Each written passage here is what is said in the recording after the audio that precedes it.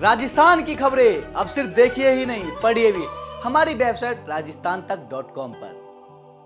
राजस्थान कांग्रेस में दो बड़े दिग्गजों की लड़ाई पार्टी हाईकमान की सिरदर्द बनी हुई है। इस बीच में पंजाब के पूर्व उप मुख्यमंत्री सुखजिंदर सिंह रंधावा को राजस्थान कांग्रेस का इंचार्ज बना दिया गया है।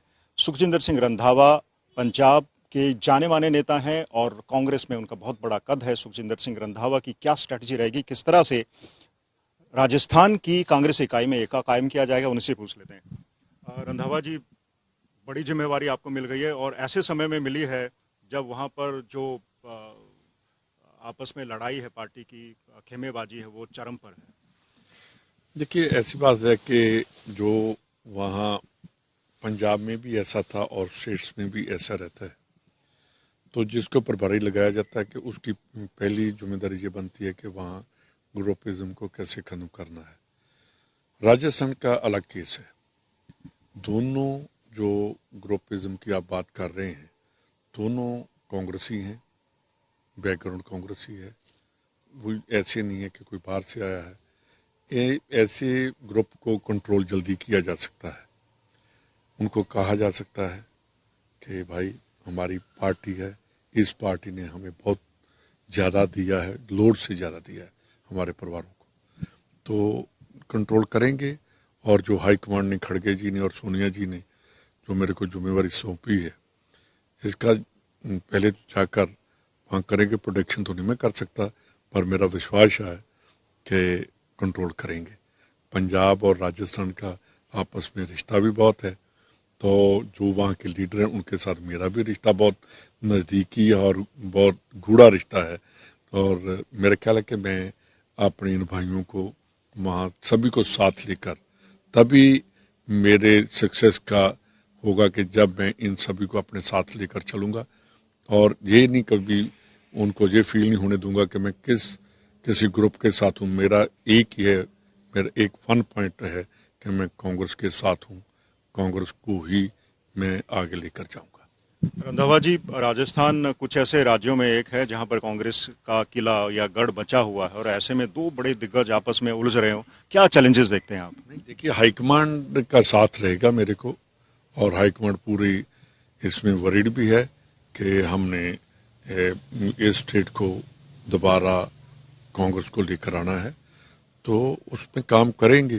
तो मैं नहीं समझता कि ये बहुत बड़ा टास्क है। मुश्किल तो है, पर वो नहीं है कि हम नहीं कर पाएंगे। हम इसमें मेरे को विश्वास है कि मैं पूरा कामयाब होकर वहाँ से आऊँगा। और जो वहाँ के राजस्थान के कांग्रेसी हैं, उनमें एक विश्वास होना चाहिए कि जो लीडर आया है वो सिर्फ कांग्रेस के लिए आया है, वो अपने आप के लिए नहीं आया। वो पार्टी वर्कर्स की सुनेगा, वो बड़े लीडर की भी सुनेगा। मेरा यही रहेगा कि यूथ और जो मेन कांग्रेस है, उन दोनों का कॉम्बिनेशन उसको लेकर चलूं, ताकि कांग्रेस कैसे मजबूत करनी है, कैसे उसको आगे लेकर जाना है।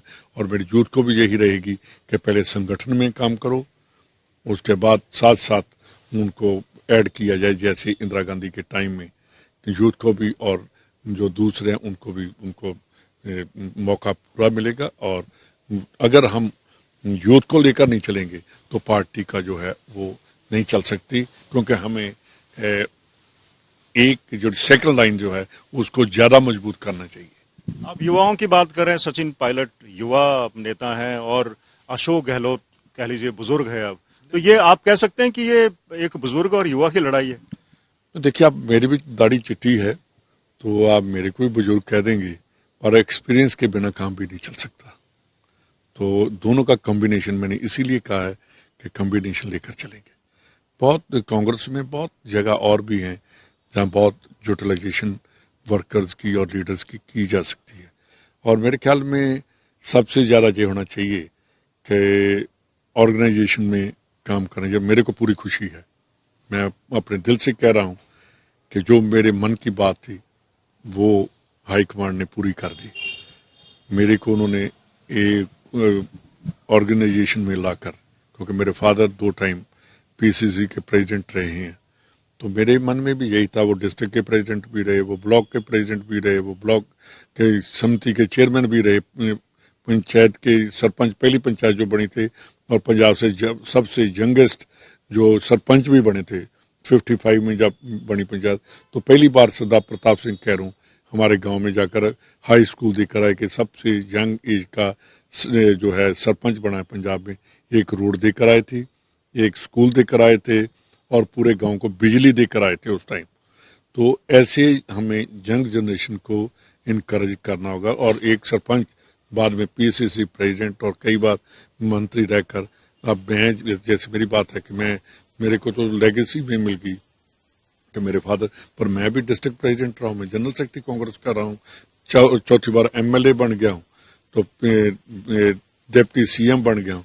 तो अब हमें सभी को वो ऐसी ईगो छोड़कर कि हमें यही बनना है, हमें ये करना पड़ेगा कि पहले कांग्रेस और संगठन को मजबूत करना होगा। रंधावा जी, आप पंजाब के मुख्यमंत्री बनते बनते रह गए और पंजाब कांग्रेस में भी इसी तरह की खेमेबाजी थी, तो आपको लगता है पंजाब का जो एक्सपीरियंस रहा वहां काम आएगा?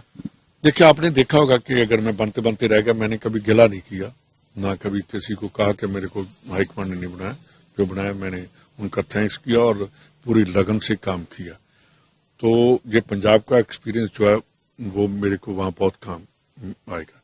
जैसे पंजाब में नुकसान हुआ है वो मैं वहाँ नुकसान नहीं होने दूंगा। राजस्थान की बात हो रही है, पड़ोसी राज्य हिमाचल के चुनाव के नतीजे आने वाले हैं 8 तारीख को आ रहे हैं, लेकिन उसमें अभी इलेक्शन हुए नहीं, बहुत सारे मुख्यमंत्री के दावेदार पद के दावेदार हो गए, इसको कैसे देख रहे हैं आप? ये हाईकमांड कर लेगी, अभी दावेदारी तो सभी ठोकते हैं, तो ऐसा होना चाहिए कि दावेदार तो बन सकते हैं पर उनको ऐसा नहीं करना चाहिए कि पार्टी को नुकसान ना हो, ये हमें पहले ही वो कंट्रोल कर लेना चाहिए।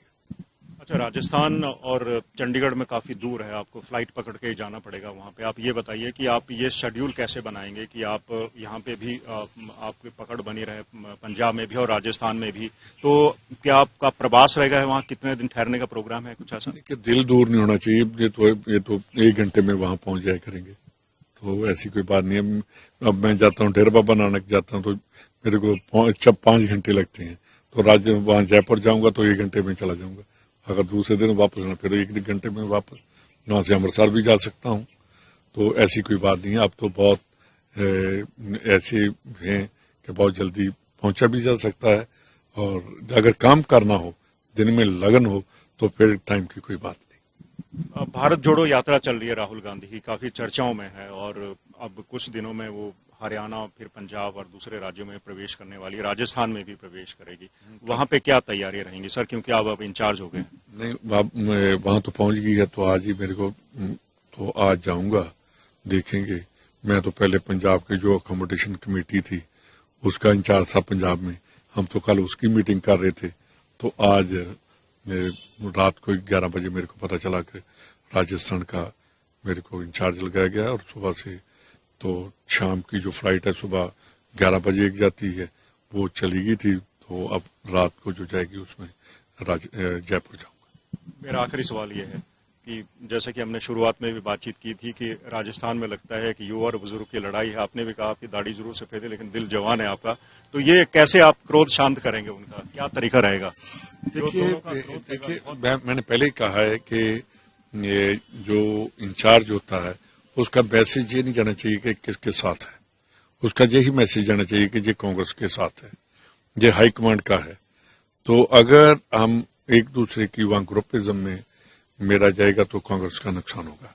मेरा तो एक ही है कि मैं कांग्रेसी हूं, तो कांग्रेस को कैसे वापस लाना है, कैसे हाथ जोड़ने हैं, कैसे उनको बनाना है, कैसे उनको ईगो सेटिस्फाइड करनी है, मेरा वही रहेगा। शुक्रिया सर, आपने समय दिया।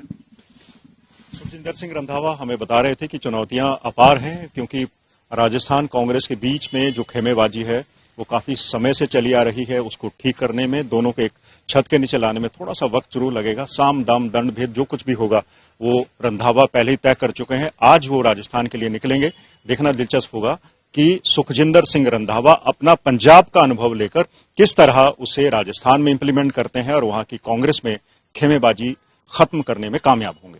कैमरा पर्सन अमन गुप्ता के साथ मंजीत सहगल, चंडीगढ़।